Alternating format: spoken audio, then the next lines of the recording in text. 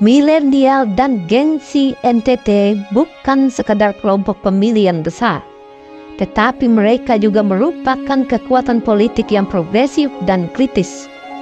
Calon pemimpin yang mampu memahami kebutuhan mereka, memanfaatkan teknologi digital untuk berkomunikasi, dan menawarkan solusi konkret untuk permasalahan yang dihadapi NTT akan memiliki peluang besar untuk meraih kemenangan dalam Pilgub 2024.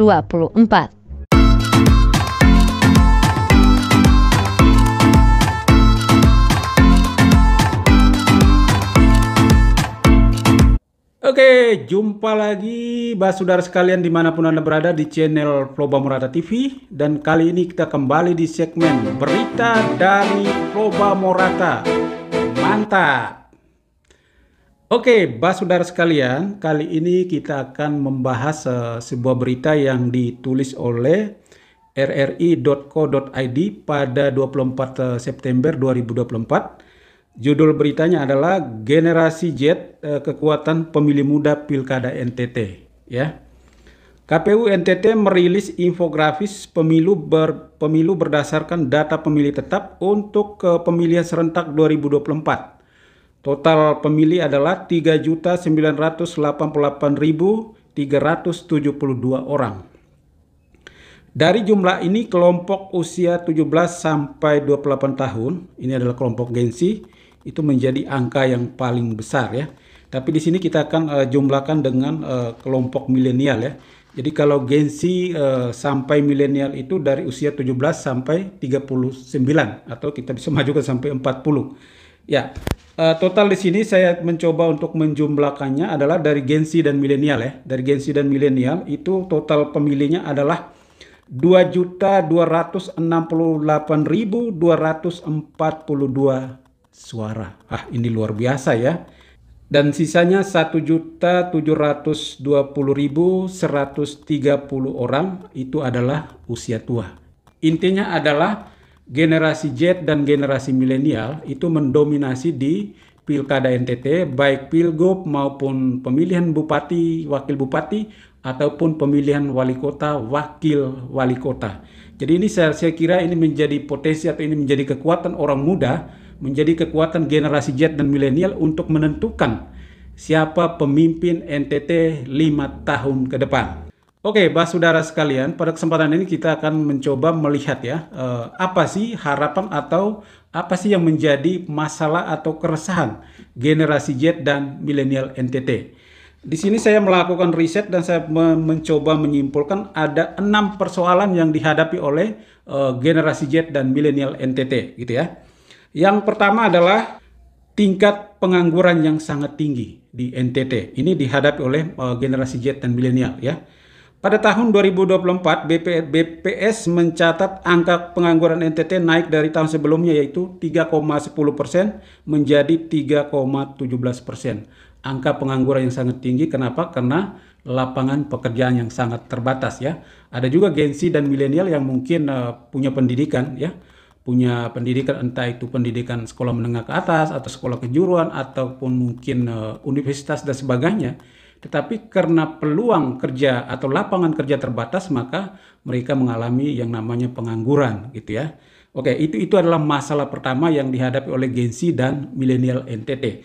Kemudian masalah yang kedua adalah akses pendidikan dan kualitasnya.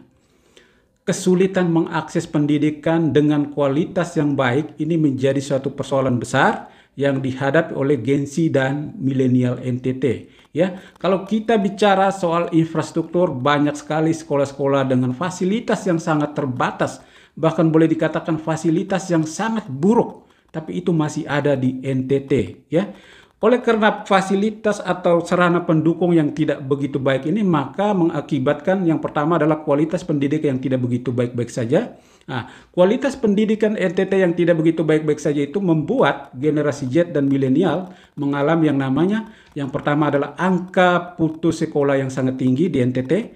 Kemudian yang kedua adalah generasi Z dan milenial itu kalah bersaing di level-level yang lebih tinggi. Katakanlah ya mungkin entah ketika mereka mengikuti tes CPNS atau tes sekolah kedinasan atau ke beasiswa di perguruan-perguruan tinggi ternama, maka mereka tergusur atau tergeser. Kenapa? Karena mereka kalah di kualitas pendidikan ya. Mereka kalah dengan daerah-daerah lain yang mungkin anak-anak sekolahnya menikmati pendidikan yang begitu baik, fasilitas yang begitu lebih baik, sehingga di situ mereka kalah bersaing gitu ya.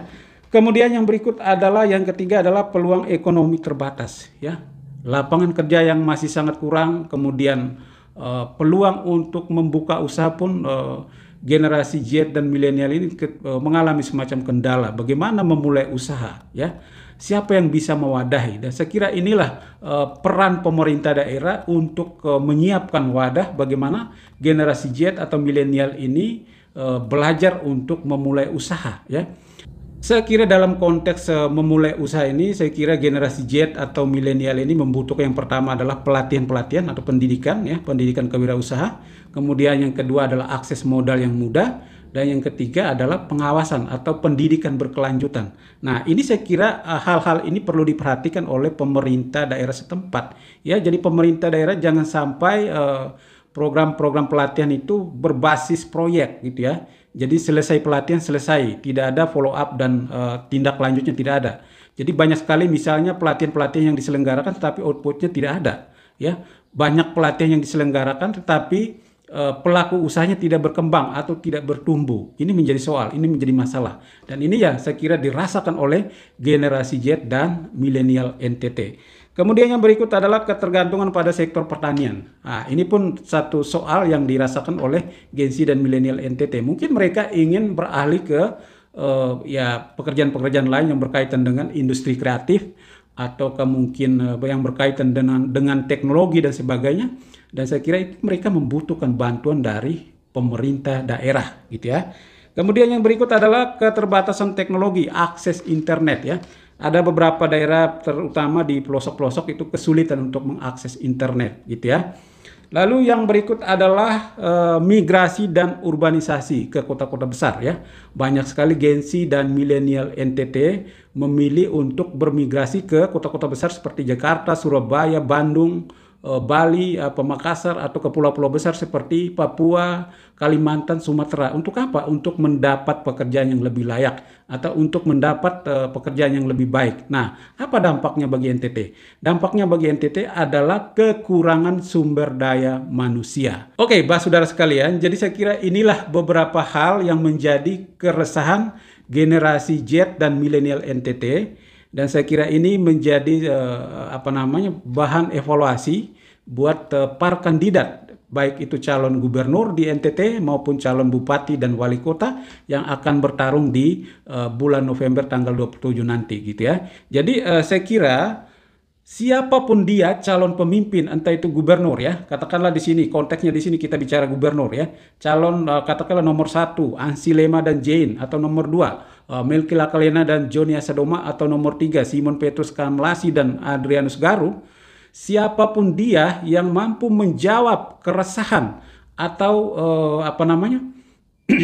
kesulitan-kesulitan yang dihadapi oleh generasi Z dan milenial NTT ini, maka dia akan menjadi pemenang di Pilkada NTT 2024 nanti ya. Jadi ingat, Gen Z dan milenial ini punya potensi atau menjadi penentu pemimpin NTT 5 tahun ke depan. Jadi jangan main-main dengan Gen Z dan milenial NTT.